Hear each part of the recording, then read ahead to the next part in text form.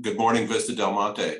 It's great to see you. I know that Ed and Diana and Jen and I all wish we were standing in front of you again, but I think we're getting closer. We have basically the same format that we used earlier this year, but we've streamlined it a bit. We start with a 8-minute video, and then we're going to come back to Doug and ask for him to provide an update for the community. And then my favorite part, the Q&A. But before I go any further, I wanted to greet both Doug Tucker, your executive director, and Roxana Anson, your resident representative, who've been very actively working on your behalf. So Jen, why don't we go ahead and get started? Welcome everyone to the State of the Organization presentation. We are pleased to have the opportunity to speak to you and look forward to the question and answer session following the video and an update from your executive director. Ed will provide highlights from the audited financial statements, as well as the required regulatory elements from our first year as a consolidated entity. I'm very proud of our team and its achievements that resulted in a turnaround in the operating income from our senior living communities and an increased contribution from our affordable housing communities. We are also pleased to support our community services programs like Market Day, Home Match, and Well Connected that serve thousands of older people outside of our communities. Current year challenges should sound familiar: occupancy, labor, and inflation.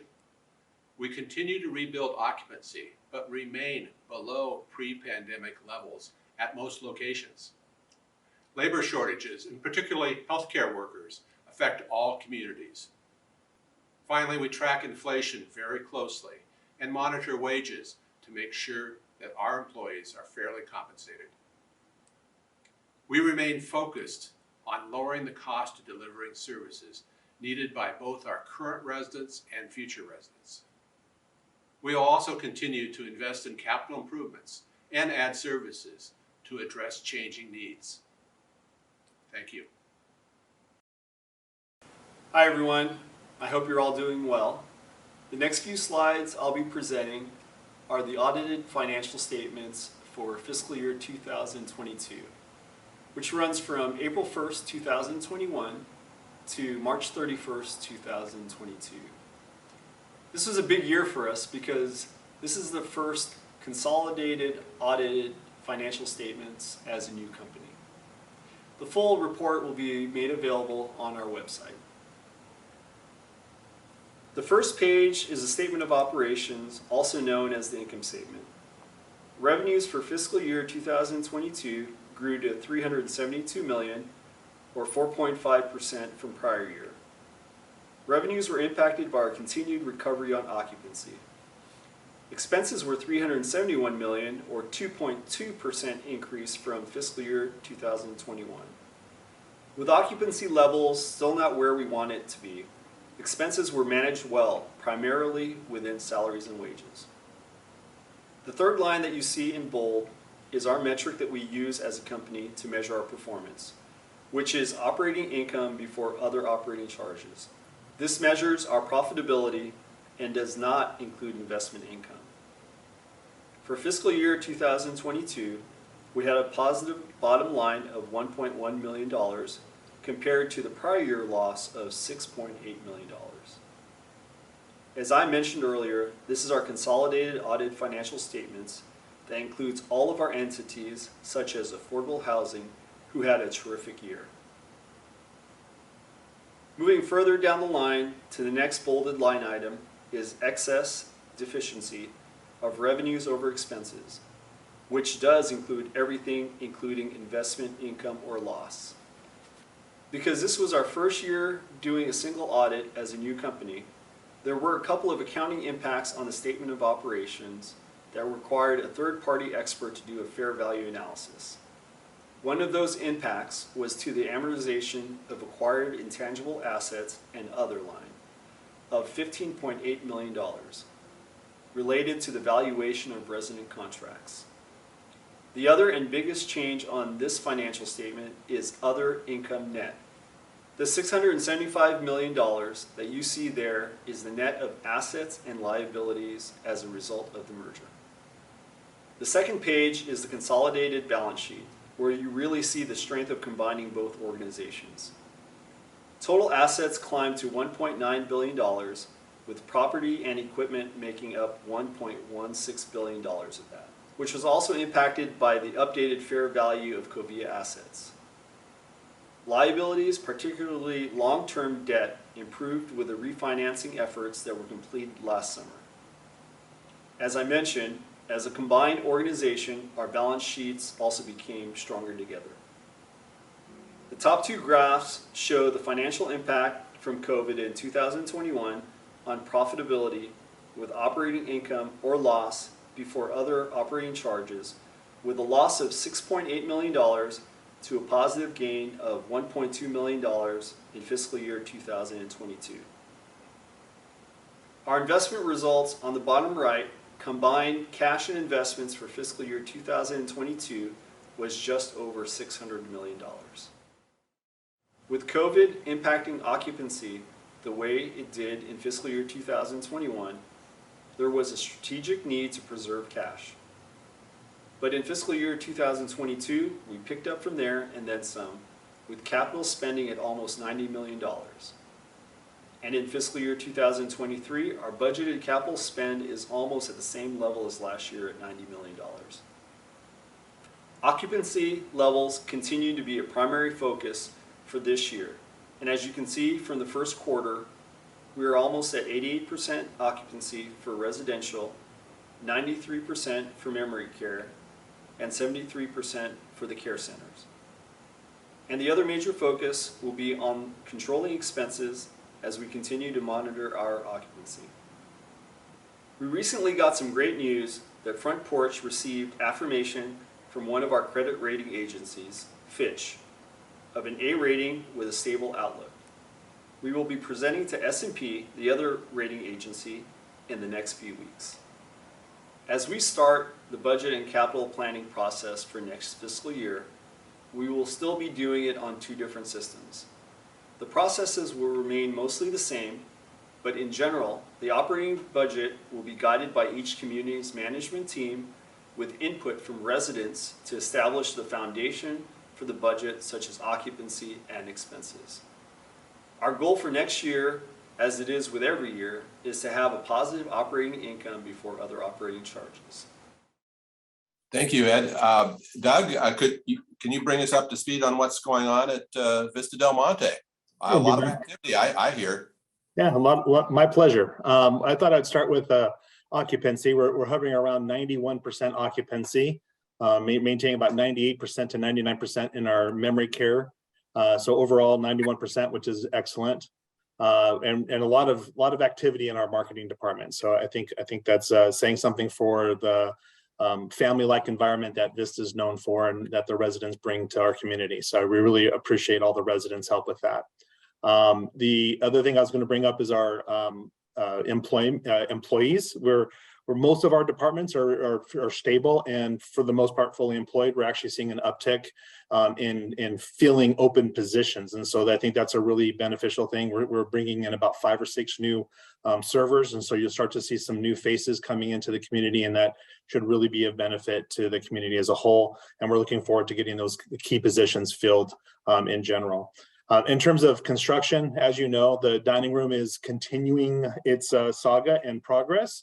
We're making really good progress. There's cement being poured today to finish the walkway that will wrap around the Parkview Lounge. And we're just waiting on a few light fixtures that should be coming in over the next couple of weeks, and the outdoor trellis. We're still shooting for a mid-September to late September opening, pending any delays as a result of the supply chain issues that we've been having with the dining room. But the general contractor's working really hard to try to get those sealed up and get the dining room completed as fast as we possibly can. Hot off the press, the city has given us a permit for the kitchen construction. We got that notice on Friday. And so now we're looking at starting the preliminary work on that and bringing in our temporary kitchen and looking at when we can start construction on the kitchen project. So more to come on that. We're going to have to work out some of the details and the logistics of it.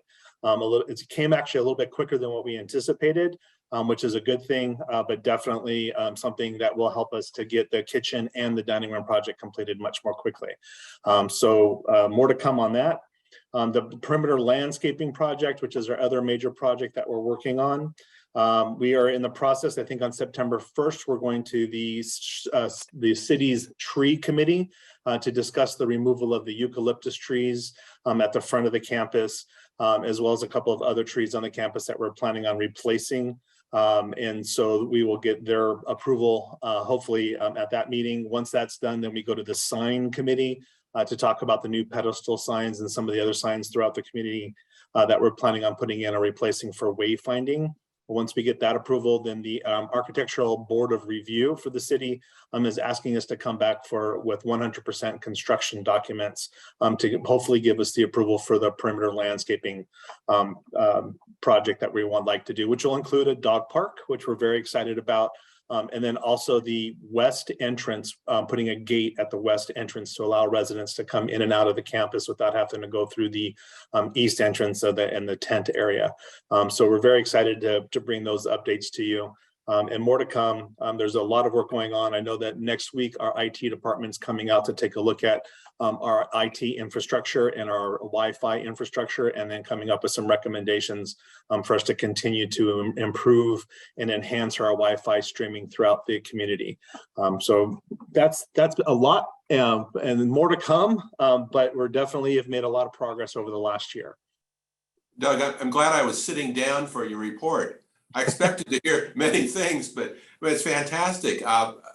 I'm so appreciative of all the new faces at Vista Del Monte. 91%. That's extraordinary. I'd say the secret is out. Yeah. Fantastic. The other good news is employees. I mean, you've got everyone is telling me about just the great spirit and camaraderie there is and collaboration at Vista Del Monte. And your retention rate reflects that. It's a good place to live. It's a good place to work. And please keep us posted on what we can do to continue to support you. Now, I've been eyeing that tiny room project for some time because you know I said it. I want to be there when you cut the ribbon. But I promise to be up there. And I guess the other commentary is we don't hear quicker than anticipated associated with cities granting permits very often, if ever. Yeah. So I don't know what else you're doing right with your relationships with the city, which is not an easy group to work with, in my experience. But congratulations to you all. So it sounds like it's just things are going really well. I am excited to meet the new residents. And speaking of which, Jen, I believe that we didn't have any questions submitted in advance. Is that correct? That's correct. Okay. So you didn't do your typical disclaimer about what we do when there's, we don't have questions submitted in advance, which is then I have no choice but to start asking you questions. And I do recognize some familiar faces out there. So I'm going to start though with Doug. Doug, what's the buzz? What are the things that residents are talking about that you think maybe we could discuss this morning and help clarify? Let's see. Some of the comments that I've gotten is the magnolia tree. I know that there's been some comments about it going through a little bit of a transition. As you may or may not be aware, we had to remove our old magnolia tree and put in a new magnolia tree. And so that new magnolia tree was quite an ordeal. It's a 10,000 pound tree that they put in. And so it's going through a little bit of a transition period, but I wanted to assure all the residents that the Plowboy, which is the company that installed it, is monitoring the tree and making sure that it's transitioning, but it's going through a little bit of a stress right now. There has also been some talk about east versus west entrances, which is one of the reasons why we've really looked at putting in the resident entrance and making that a priority for us this year. But the other component of it is that we really can't start looking at making any changes until the COVID restrictions are lifted with regards to our check-in tent. And so that's probably the other thing is a lot of the residents, and the family members are dealing with continuation of the COVID crackdown in terms of, our checking in process and what we need to do. I haven't heard too much about smallpox, but I can tell you that we are on top of that, and we have submitted a plan to licensing and are working with the County Department of Public Health to monitor that situation very closely. And then the other one is we just finished our door installation for our new door locks into half the campus, and I think that went pretty smoothly. We had a few glitches, but I think we worked through and resolved those, and I haven't heard too much concern about that. But by the same token, I think we've managed to resolve some of those concerns pretty quickly. And I think the new door locking system is just helping us in general to be a little bit more efficient in our customer service and our response times to different things. That's great. Thanks, Doug. Now, I want to go to Roxana too in a minute, but I thought I would go to my other key source of community information. Laszlo, what do you hear? What's the buzz that, what are people asking about? What are they always come to you with their concerns? I don't know if, Jen, do you see Laszlo? Is he? He's got to be in the lounge somewhere. It's hard to tell. All right, well, we'll find him in a minute. But Laszlo, we'll definitely come back to you. Roxana, are you on the line by any chance? She is. She is. You may need to unmute your microphone, Roxana. I know I saw you earlier. There you are. So. Good morning. Good morning, Roxana. What would you like to know? Oh, we're getting a little bit of echo, so you may want to be on mute for the connection though. Jen, what do you think? Sorry, Roxana. I because of the echo, I put a mute on your microphone. It didn't quite sound like you had anything specific to share, but I did want to extend to you and to anybody that is joining from their home to feel free to use the chat feature. That is available in lieu of the microphone. So Roxana, if you have access to your keyboard, you're welcome to ask a question through the chat feature.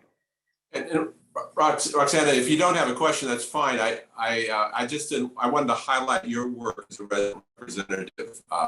One of the things I'm very proud of over the last year and a half is how the residents throughout all of Front Porch, and we have 19 senior living communities that we under our roof, and the resident representatives from each of these communities have been very active and worked well together, collaborated. I think really a source of strength for our new organization. And I wanted to thank you, Roxana, for spending the time with us.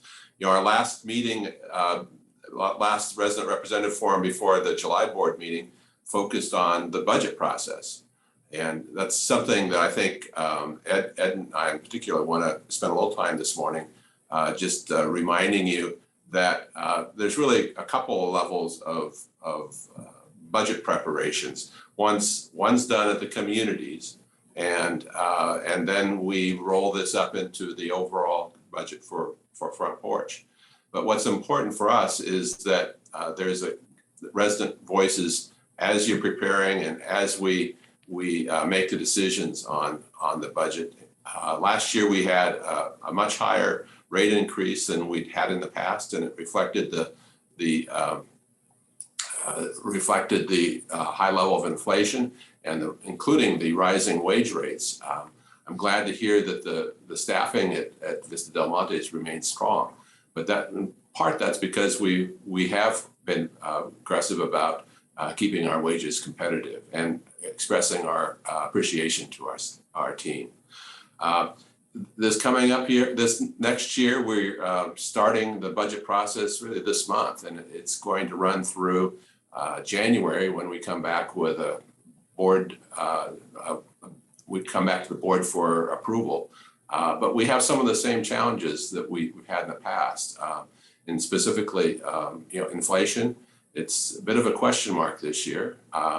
But we do know that the labor shortage is going to continue. So those two things in particular. Ed, is there anything else you want to talk about as far as sort of our look ahead at challenges associated with the budget and how we're going to address some of those rising expenses? Yeah, no, thanks, John. I think that the key part of it, I think, is very much the input that we get, from the local communities, and that's really how we build up our budget, is taking the input from the local communities, aggregating that, into a consolidated view. So, I think the process, that you have there at Vista del Monte is important to where, you communicate, as John said, we've got two pieces of the budget that we compile. The capital budget, which I think is very important for everyone there, as it relates to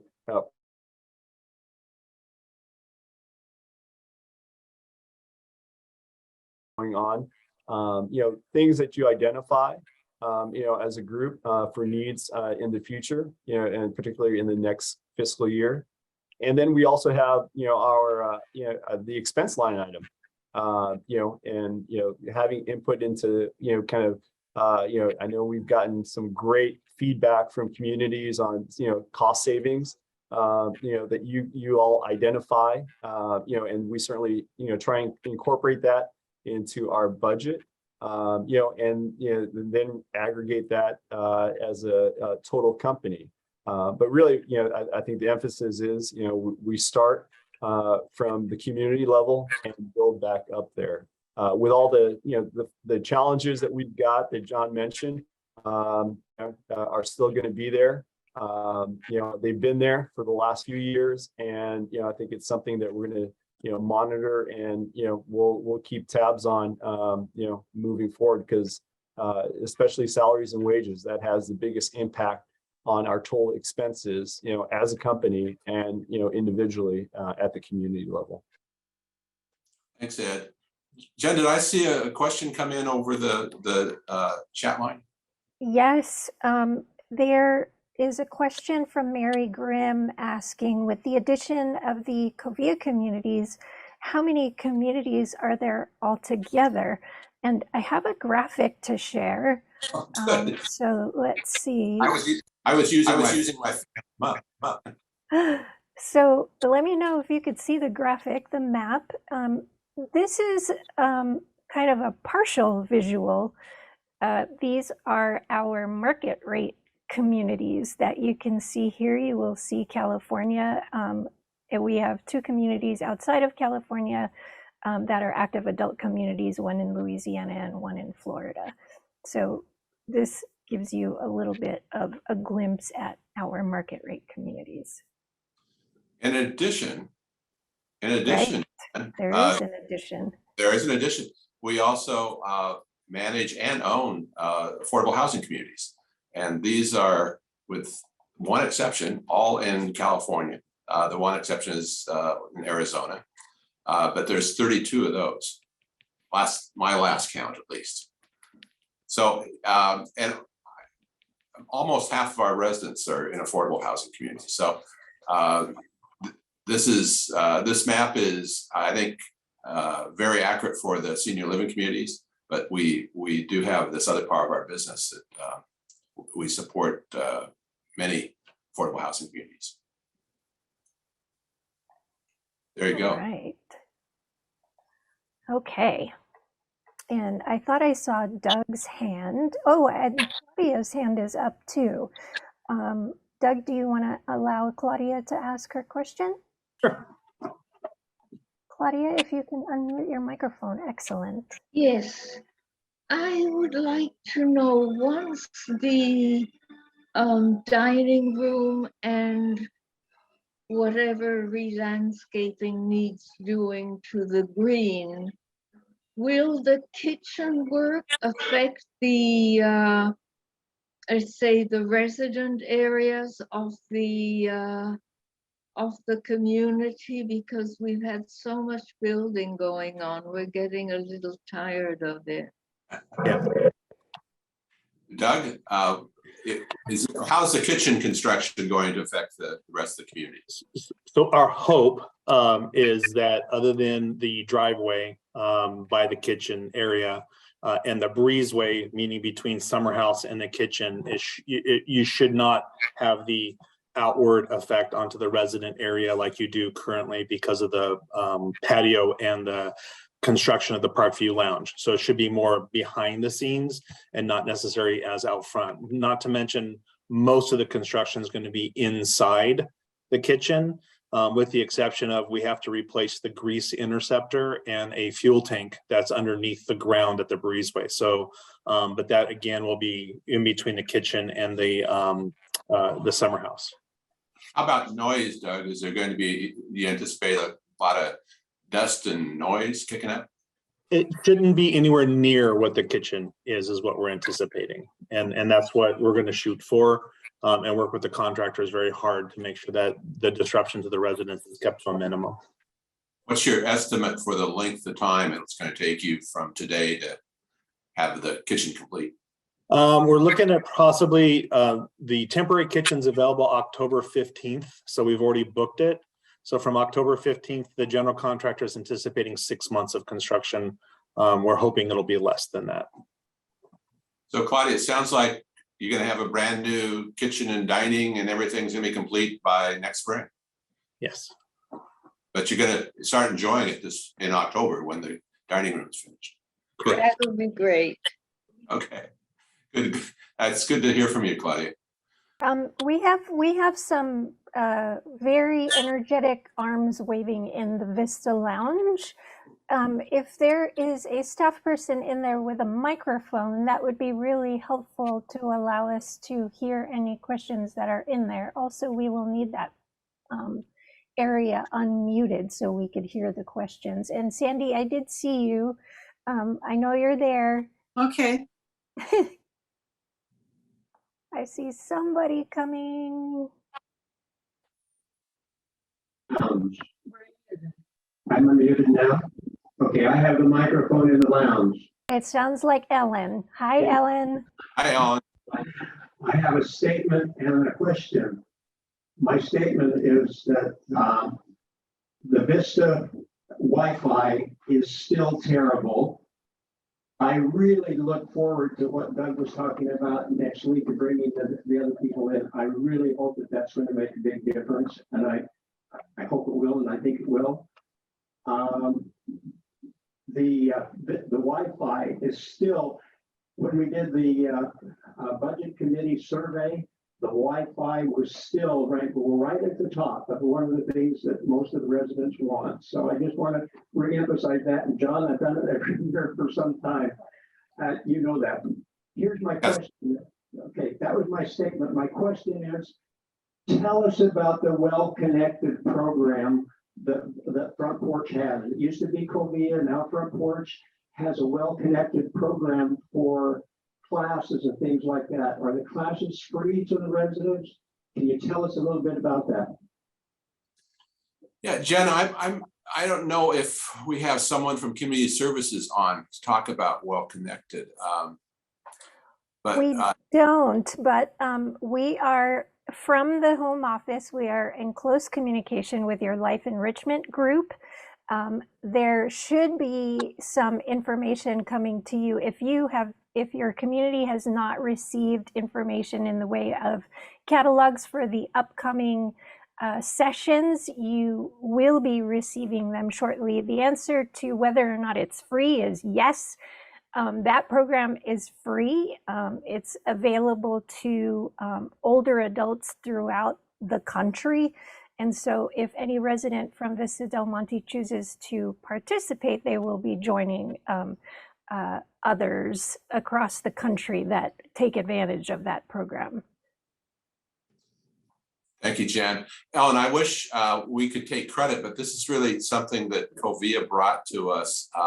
They developed, and we're very proud to continue the sponsorship. They have a half dozen programs that are all outreach to the community beyond our senior living community. So, but we hope that we can also incorporate our senior living residents as they wish to participate. I've participated in a few, and it's just it's very exciting. A lot of energy, as you can imagine. During the pandemic, during the isolation, these programs were really critical to keeping people in touch and offsetting the isolation of that resulted from the pandemic. Ellen, your comment about Wi-Fi, you know, I think we talk about this every time, and every time we try to improve, and I think we do make improvements, but it's something that we have to stay after. It's at the top of our list for every community to always do what we can. A lot of times we're restricted from by the resources in the community, in the greater community, in the internet providers. But our plan is always to provide you with the most access that we can access. And Doug, your comment that you started off with about the IT folks coming up and taking a look, like Ellen, I'm very encouraged by that too. And we just have to stay after it. Ellen, it's good to hear from you. Anything else that you want to share? I don't see any About the movement. wellness program, and that's that I have a copy of the catalog. It's excellent. There's some great programs in that. I recommend it to everyone. Thank you. Great. Sandy, I know you're you're unmuted, so Okay, the floor thank is you. yours. Good Hi, Sandy. morning. Hi, Sandy. Hi. You know, I'm sort of the spokesman for climate change initiatives, so you might hear from me every year. So here's my pitch right now. With the passage of the Inflation Reduction Act, I think there's going to be quite a bit of opportunities for organizations such as Porch, and I'm talking about the whole organization, getting behind some of the carbon emission reduction efforts that could save the company money on electricity, especially. And I'm talking about solar panels, getting in touch with the electric grids that is in different communities, and look, just examining what other possibilities there's going to be. There's maybe rebates, for example, setting up electric cars stations in our facility, because more and more people are going to want to have electric cars and get rid of their gas using ones. And I'm for one want to do that. So I'm going to suggest that the Front Porch have at least a portion of their organization devoted to looking at what the possibilities are in the future to bring these things to bear. We could set an example for other retirement communities if we do that. Sandy, what a wonderful comment. I agree 100% with you. You know, I think this is another area where we had been looking at, but I think it's been the residents that have really given us a good push and saying, no, you can't wait. You need to move forward. And we are on a lot of fronts. Solar is becoming much more of a common addition to our projects. The comment about the electric car, EVs, absolutely, we're seeing the demand for it, and we're working to install those. Jeff Cianco, anything that you want to provide from as far as a global approach here at Front Porch to what we're doing with the environment? I think the comments are absolutely spot on, Sandy. We're trying to lead from the community level with the residents and the executive directors on their individual community enhancements. But at Front Porch, we absolutely are working to try to find a way to engage people from the outside that can help us as a company grow the initiatives and provide the EDs and the residents with opportunities to enhance some of these energy saving and other areas that we can preserve and conserve and be more efficient. So all of these things are in the mix, but it's going to take some time, but we need your leadership and we need your continued feedback. How can we provide that leadership and feedback to you? I think in the first way is through these meetings, and I think through your executive director and through your committees, and also by getting in touch with myself and or other individuals at Front Porch, and Doug can provide that pathway to you. And we can individually meet with you, or we can talk via Zoom or other ways. But certainly we want you to have transparency. We want you to have a voice in what you think we need to do at your community. Thank you. Sandy, another avenue for you is Roxana is your resident representative. And we've seen a lot of the discussion in this area, environmental concerns and initiatives really communicated through the resident representatives. And they've resulted in each of our executive directors now having an environmental component to their incentive goals each year. So it's there. I wish you would hear from Laszlo about some of the efforts that we've taken here with regard to food waste. Has Laszlo shown up? Well, he's probably out there working for you on your behalf, but I'd love to hear from Laszlo if he does pop up here. You know, I think, Sandy, the other thing I would recommend is that if you can share these things with us, we'll then share them with other communities. I consider Vista del Monte to be a leader in this area. And maybe it's part because of your location and you realize how fragile the environment is, particularly in Santa Barbara when, you know, we've gone through drought after drought. But I think there's just also just a consciousness about where things are headed that you can communicate to all the other communities, share with other communities, and help spur them on too. So I'd say keep it local, but share so we can really make Front Porch a leader in this area. Thanks for your efforts. Thank you. There are a couple of people in the queue. I do want to acknowledge that Richard, you had your microphone unmuted for a bit, and Tom, I do see your hand. So thank you so much for your patience. We will get to everyone as they show up in the queue. Richard, your microphone has been unmuted for a little bit. If you have a question, please speak up. No, that was just a little habit I had. Ah, well, welcome to the conversation. You're always welcome to chime in when you want to. Tom, if you can unmute your microphone. I know you had your hand up. Yeah, this is just a follow-up to what Sandy mentioned. And this comment is really primarily, I guess, for Jeff Stianco as well as John. But University of California at Santa Barbara has installed, as a not-for-profit state-sponsored institution, has installed solar extensively for charging automobiles as well as others. Caltech, a private institution in Pasadena, has done the same.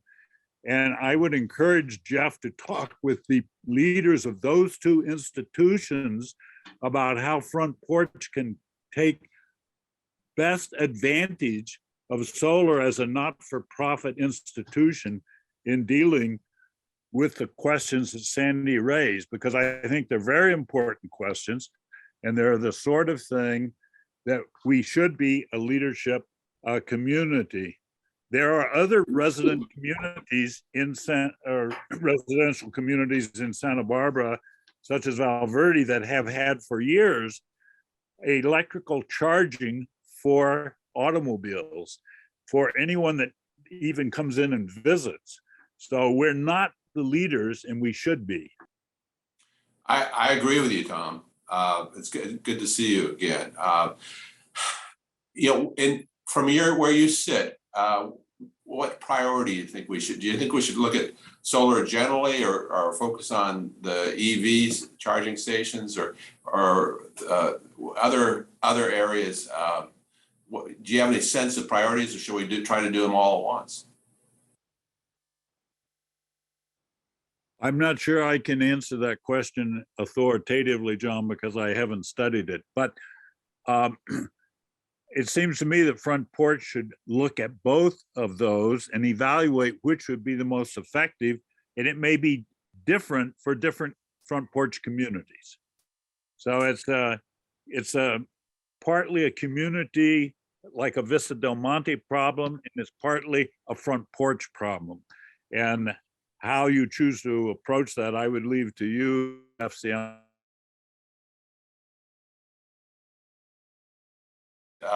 Yes, we collaborate with our neighbor there.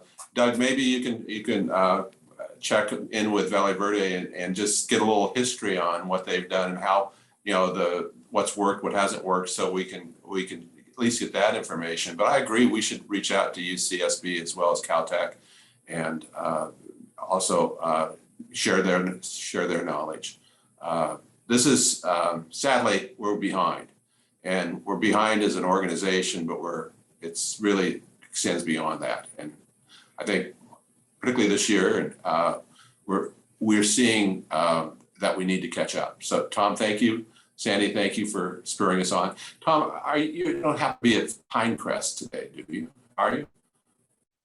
Yes, the background is the trees of Pinecrest, and I'm very glad to be here. We spent the summer up here, and it's been a good summer. So we've missed our friends at Vista Del Monte, but we've had family be able to come and visit us and stay for extended times, and that is not possible at Vista Del Monte these days. We just came back from our first time we've taken 2 weeks back in our lake cabin, and we're very pleased we had no fires this year. And it sounds like you're having the same thing. We had one bad day of air quality. Every other day has been very, very good, almost as good as in Santa Barbara. Yeah, great. Well, thanks. Keep pressing us. Keep reminding us.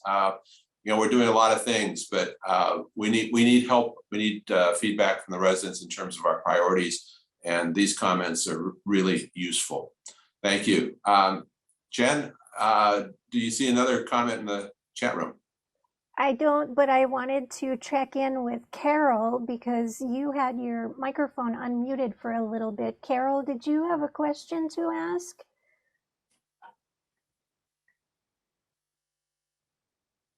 Can you hear me? You're muted again. Oh, is that the Vista Lounge? This is Bill Boyd in the main lounge. In the main lounge. I have Is there a question, and it's I think a growing concern. We're with the new bikeway in front of Modoc and in front of the community. The cars coming in and coming out of Vista represent a potential major hazard, both for the bikers as well as for the cars. We almost got hit yesterday by a car as we were pulling up to the bikeway, and somebody's going to have to come up with a magical solution. I don't know whether it's a city or whether it's Vista or a combination of the two. All right. So I last time I was there, I think I saw this, but there's a new bike lane. Is that correct? And it's that's always been a very popular bike route, but now there's a new bike lane. Is that correct? There's a new bike lane right directly in front of the trees that are going to come down.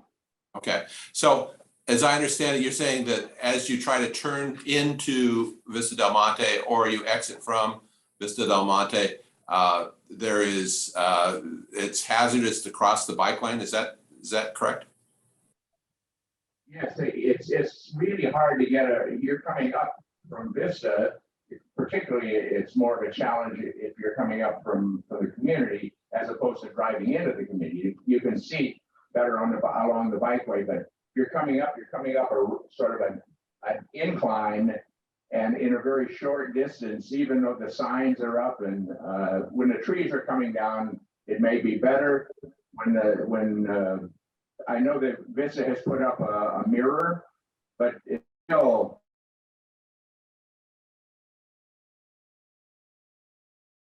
and by there now with the electric bicycles, it's like a racetrack out there.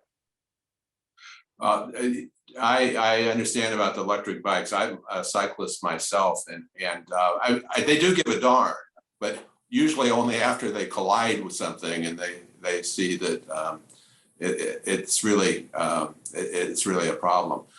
So any thoughts on what the solution would be? You think more visibility with the trees down, but should there be more mirrors? Or I always think that slowing everyone down would be great, but that's, especially with electric bikes, I don't see that practically being done. Any thoughts about where we could go from here?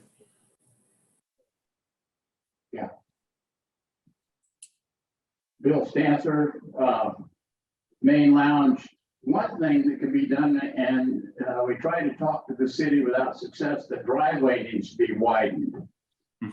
That would allow cars to, people start to turn, if there's a car exiting Vista, anybody trying to turn in seems to be intimidated about trying to turn in while there's a car there. And of course, many times as we pull out, we're not exactly to the side. If you could increase the width of that driveway by not a whole heck of a lot, that would be one thing. But there's inherent hazard there with the way that thing is laid out, in that you, to cross the bike path, to stop and look for bikes, you cannot see well enough to enter the street. You can't see the traffic well enough to enter the street from that point. So you have to stop first and make sure there are no bikes coming, and then pull up to try to see if you can enter the street. And of course, then you're occluding the bike path, and if a cyclist is not paying attention, there's a potential for them to collide with you. So I'm not sure what the answer is to that. It's just an inherent safety hazard, and there's going to be a tragedy out there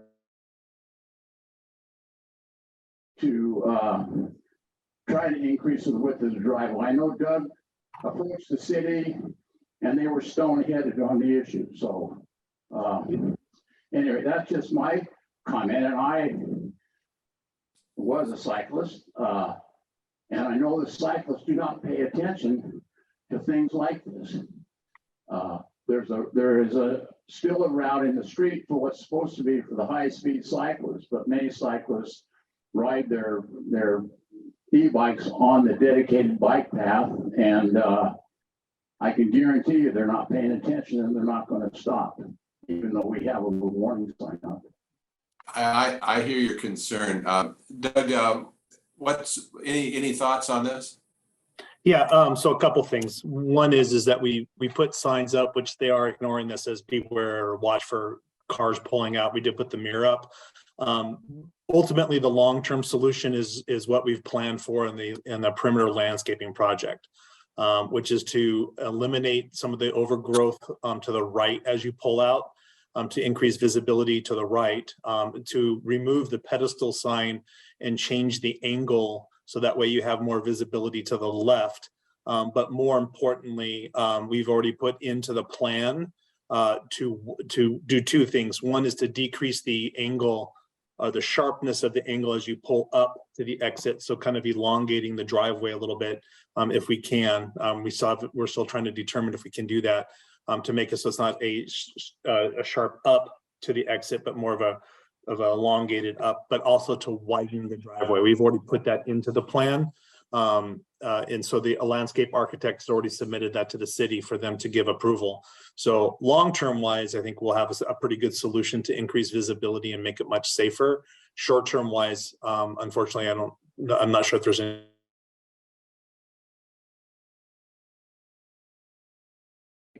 Opening up the west entrance would be clearly more preferential than using the east entrance because of the problems we've just been talking about. Mm-hmm. Sandy, you have your hand up. I know you put something in the chat as well. Yeah, I was just saying, I mean, it seems to me all the effort is being made by us and not the city to do something about this. And I think that bicyclists have pretty much a free reign most of the time when they're on Las Positas. But on MODOC, there are several entrances or roadways. And I would suggest that the city place stop signs, just like an automobile would have, at these entrances, so that the bicyclists would slow down at that point. And whether there'd probably be a lot of hullabaloo about having stop signs there, but I think that's going to be an effort that's worth taking. My 2 cents. Well, good input, Sandy. I think it's probably going to require a number of solutions, both or alternatives, both short-term things that can be done and maybe more longer term. But usually in this goes, and I've seen this with friends that I've cycled with, is that no one really acts until there is a bad accident, and sometimes catastrophic to get some action. So I think I would encourage you to keep talking. I know cities and city planning departments are hard to deal with at times. I'm still getting over Doug's comment that he required the permit for the kitchen quicker than anticipated. So, there are miracles from time to time, Sandy, and I think we just have to keep pressing them. But I really hope we don't have to wait for a really serious accident in order to get some action on this. So there is an inherent danger there that it doesn't relate necessarily to Vista, other than that we have to turn in here. But as for example, if you are westbound on MoDOT and you are turning from the opposite lane into Vista, you look up and you say, oh, there's no bikes coming, no cars coming, I can turn in there. But what you forget is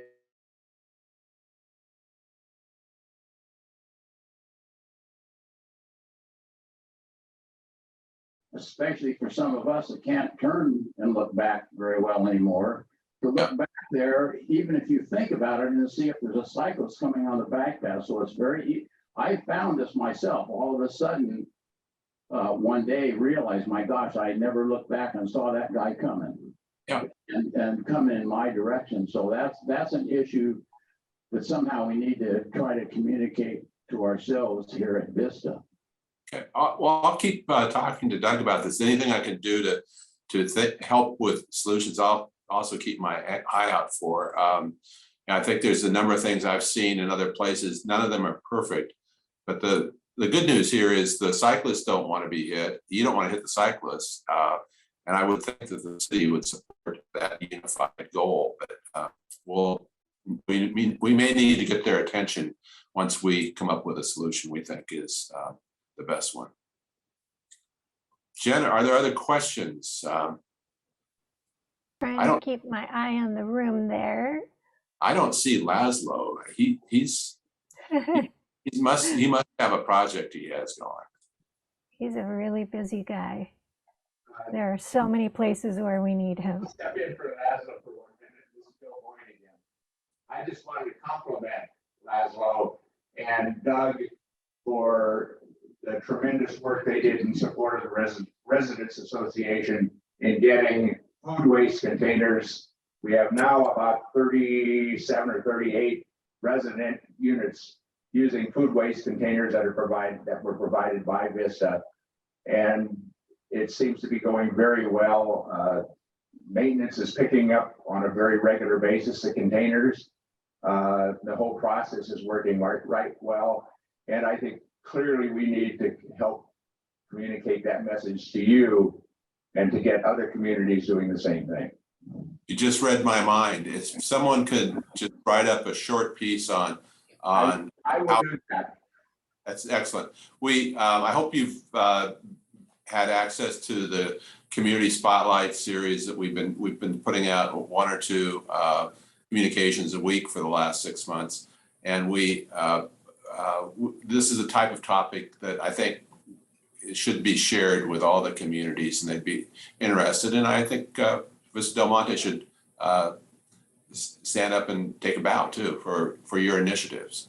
So I think there'll be many requests for Laszlo to go on a speaking tour, but I think we'll keep him at home for now. Sandy, was there something else you wanted to add? Okay. Jen, anything else you see out there?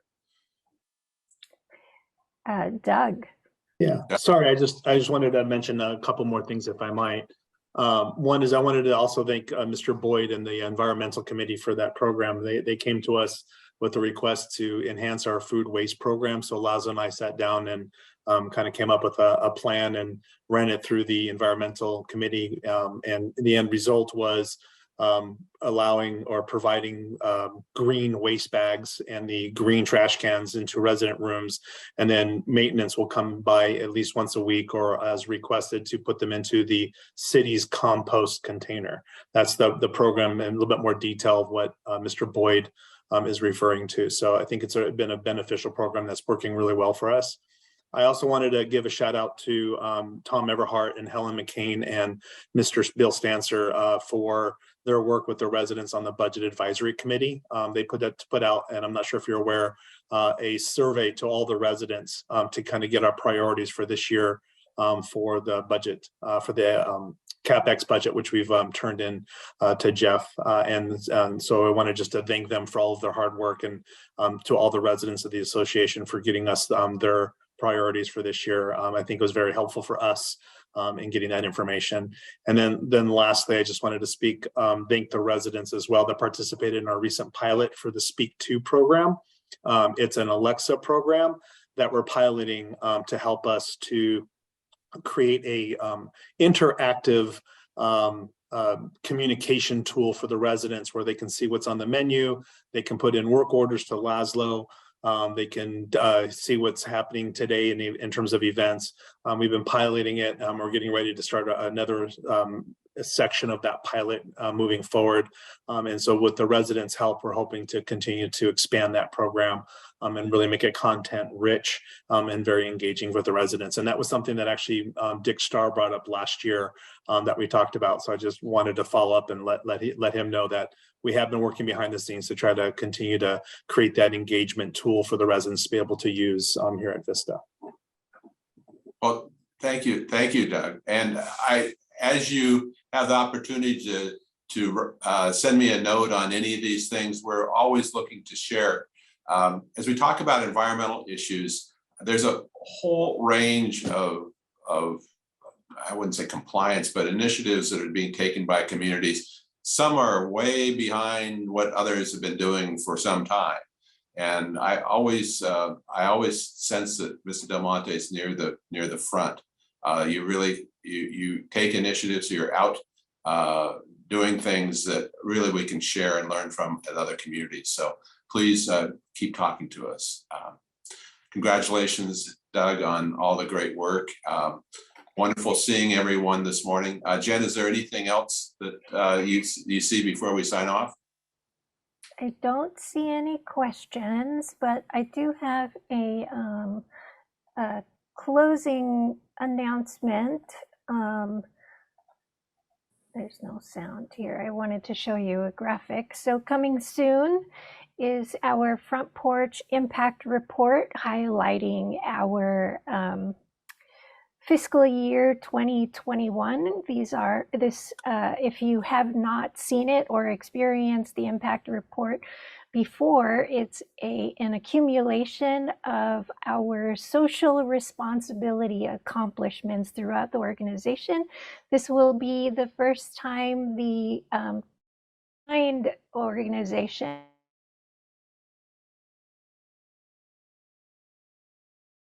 in one single report. This report exemplifies what it means to be part of a greater whole and hopefully shows our vision, values, and mission in action. So please stay tuned for an announcement on when that will be available. The interactive experience will be available on frontporch.net, and there will also be printed books that will be available at your community when it is finally released. Thanks, Jen. Thank everyone for participating this morning. It was great seeing your faces. So many I've seen and missed for many months now, but hope to get up to Santa Barbara here by October.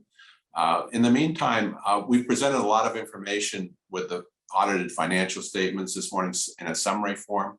If you have questions about that as you dig into it, that's now posted on our website.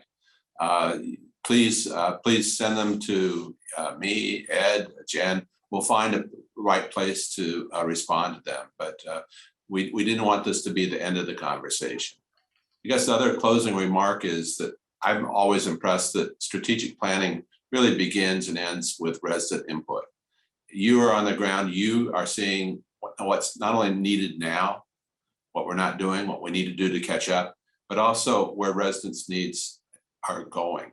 We want to be hopefully ahead of the curve, and we can't do that without your input. So please keep talking to us. No such thing as complaint. We welcome everything from you and look forward to talking more as the budget's developed for the coming fiscal year. Thanks, everybody. Have a great day.